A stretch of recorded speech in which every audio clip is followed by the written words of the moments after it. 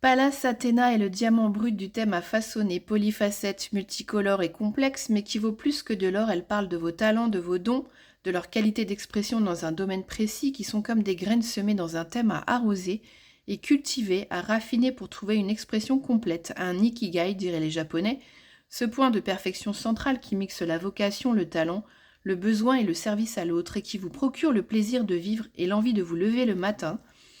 Une imperfection joyeuse et solide qui nourrit, à ne pas confondre avec le conformisme triste et perfectionniste qui assèche. Pallas Athéna dans le panthéon grec est une déesse atypique à plein d'égards. Elle est Minerve pour les intimes romains. Elle est issue d'un tour de passe-passe tordu quand son père Zeus avale sa mère Métis alors enceinte d'elle. Elle est accouchée du crâne paternel grâce à un coup de hache asséné par son frère forgeron Héphaïstos. Elle sort directement de la tête de son père, privée de sa maman métisse, dont l'intelligence ingénieuse, rusée, sage et tactique lui est directement léguée. Elle déboule dans la vie comme une fleur guerrière hurlante, déjà vêtue de tout l'attirail, armure, lance, bouclier, peau de mouton avec gorgone pétrifiante et casque d'invisibilité, comme si Pallas Athéna n'était de l'esprit malicieux de son père Zeus pour exploser tous les codes et toutes les conventions. Elle va incarner tous les métissages des pôles soi-disant antagonistes et semer la zizanie chez les esprits cartésiens discriminants et séparatistes. Pallas incarne un personnage complet et polyvalent en maîtrise totale de tous les atouts qui lui ont été livrés à sa naissance dans un pack nommé mixte et perfection, le pôle féminin et le pôle masculin en équilibre permanent. Engagée, responsable et guerrière, elle n'est centrée que sur elle-même, mais dans le but de remplir sa mission de déesse qui régit, conseille, protège, aide le monde des dieux et des humains. C'est pourquoi tout dévouée à ce rôle, elle est une déesse vierge, sans époux et sans enfant. Ça lui évite les écartèlements. Ainsi, contrairement à Mars, le dieu de la guerre, son analogue masculin, elle n'incarne pas des instincts bruts et bestiaux, mais un polissage dont le but est de civiliser le monde, d'apporter de la sagesse, de l'entente et de la raison sans pour autant renier la violence, la cruauté et la duperie si le besoin s'en fait sentir. D'ailleurs, dans ses aventures homériques, elle n'est ni partiale ni sororale, infligeant des leçons sévères à tous, peut-être même encore plus dures envers ses congénères femmes, comme pour les rendre plus fortes et moins serviles. Elle porte un double prénom, dont l'origine est la mort infligée par mégarde à sa comparse de jeu pendant un combat d'entraînement. Pallas, donc, elle annonce déjà la couleur sans concession. Pour résumer tous ses atouts, Pallas Athéna est douée d'intelligence, de ruse, de diplomatie, du sens de la tactique, d'ingéniosité, de créativité artistique et technique. Elle maîtrise tous les arts de la construction, de l'élaboration d'un projet à sa fabrication, à sa mise en pratique, que ce soit dans un domaine traditionnellement attribué aux hommes, machines, véhicules, etc., ou femmes, ou aux femmes, tissage, filage et compagnie. Voilà pourquoi elle est très parlante et intéressante dans un thème astrologique, puisqu'en fonction du signe où elle tombe et de sa maison, elle mettra en évidence vos dons créatifs, votre ingéniosité, mais aussi le mode combatif pour défendre vos idées et la façon de les mettre en place. Pour symboliser son travail, on pense à une araignée au centre de son projet, toute vouée à sa construction méticuleuse et pragmatique, pour capturer une nourriture symbolique, s'autonomiser et faire croître son destin. Arachné, dans les Métamorphoses d'Ovide, rivalisa si fort avec Athéna dans l'exercice du tissage sur la forme comme dans le fond, qu'elle finit pendue à une toile transformée en araignée flippante pour qu'elle ne dépasse pas sa déesse dans son art et son adresse.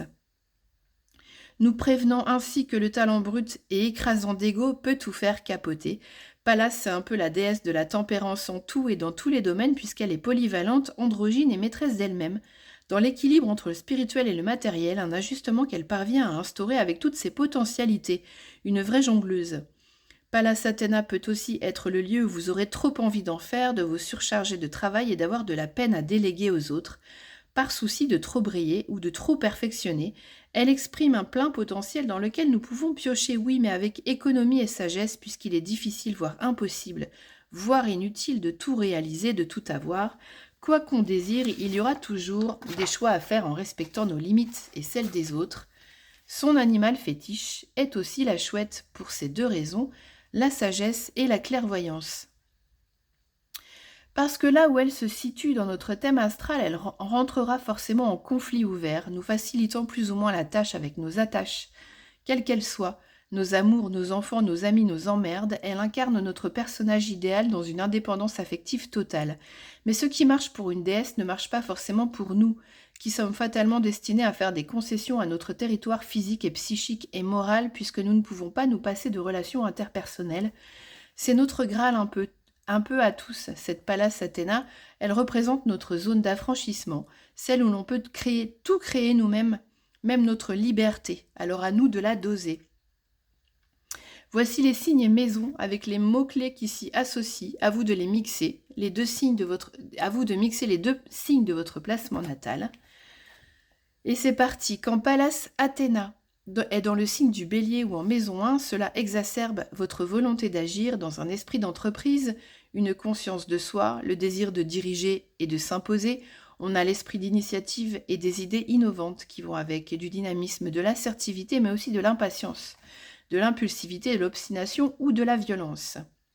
Dans le signe du Taureau ou en maison 2, on a le pouvoir de la persévérance, de la consolidation, de la réalisation concrète dans la matière.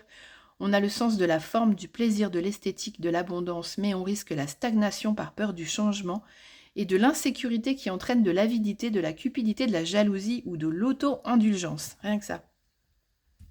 Dans le signe du Gémeaux ou en maison 3, on a le pouvoir de la vivacité d'esprit, de la clarté dans l'expression orale, de la créativité, de l'intelligence, de la sociabilité, de la rationalité, mais aussi de la versatilité, de la superficialité, de la dispersion, une tendance à la manipulation des mots et des concepts par rationalisation systématique. Et ça, c'est terrible.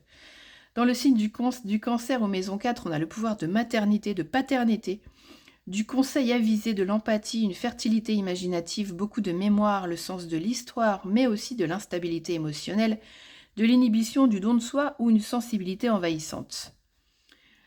Ou une surprotection aussi, d'ailleurs, j'ai oublié. Dans le signe du Lion, en maison 5, on a le pouvoir de briller, d'être vu et reconnu, d'être créatif et d'avoir une forte capacité dans l'expression de soi, de se mettre en scène avec cœur et générosité, ou alors de l'arrogance, de la susceptibilité ou un désir de se singulariser excessif.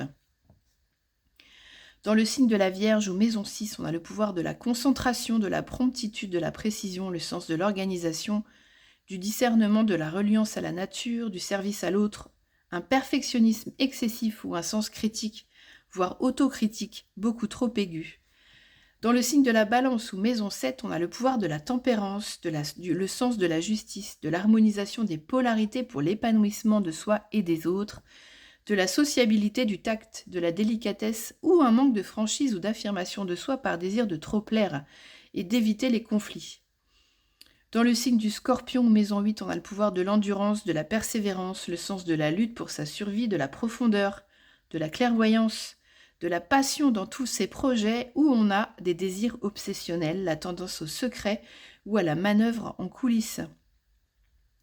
Dans le signe du Sagittaire en maison 9, on a le pouvoir de l'intuition, une forte reliance à la nature aussi, une disposition pour la vie intérieure ou spirituelle avec la notion de quête, de l'espoir pour le futur, un esprit de synthèse ou de l'emphase, un besoin excessif d'être reconnu et un désir d'imposer ses croyances aux autres. Dans le signe du Capricorne ou maison 10, on a de la patience, de la prudence, de la sagesse, le sens de la construction sur du long terme, de la réserve de l'ambition, un sens accru des responsabilités, mais aussi du conformisme, un esprit trop conservateur, du scepticisme ou une volonté de contrôle excessif.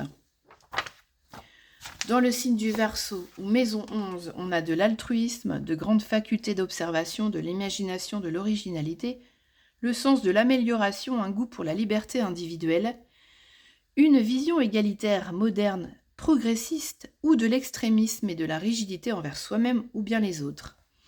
Dans le signe du Poisson ou maison 12, on a la conscience du passé pour la construction d'un futur, le sens de l'humanisme, de la romance, de l'idéalisation, de la symbolique onirique, une inspiration créatrice éclairée, de la passion qui peut être excessive de la compassion, mais aussi de la passion si on veut, mais là c'est de la compassion qui peut être excessive jusqu'à la vulnérabilité. Je remarque aussi que dans un thème, souvent, Pallas vient appuyer un autre point sensible, assez important comme le signe solaire, l'ascendant, ou un autre placement important, une planète en domicile par exemple, comme pour accentuer un don et son travers dans notre caractère ou les mettre en lumière. Là c'est un test de mon chien pour voir si j'arrive à bien tenir parce que je suis au bout. En regardant aussi les maîtres de la maison et du signe où elle se situe, on peut voir comment ils interagissent entre eux, tendus ou fluides, et ajouter des indices sur nos dons et nos caractères, et son caractère. Et en mixant les descriptions que je vais vous donner, que je viens de vous donner, Vous pourrez commencer à modeler votre don et cerner les potentielles embûches. Et si vous avez des questions, n'hésitez pas en commentaire, je vous répondrai. Voilà, c'est tout pour Pallas. Et pour aujourd'hui, ce qui serait chouette, c'est de me donner en commentaire vos impressions. Et si vous regardez vos placements de Pallas, de me dire si ça vous parle. Merci de votre écoute, de votre like ou de votre abonnement. Pour une lecture de thème astral, mon mail est en barre d'infos, ainsi que celui pour me soutenir et faire un don. Voilà, c'est fini pour aujourd'hui. Arachnidement vôtre, à la prochaine, c'était Claire d'Astro Cheveux.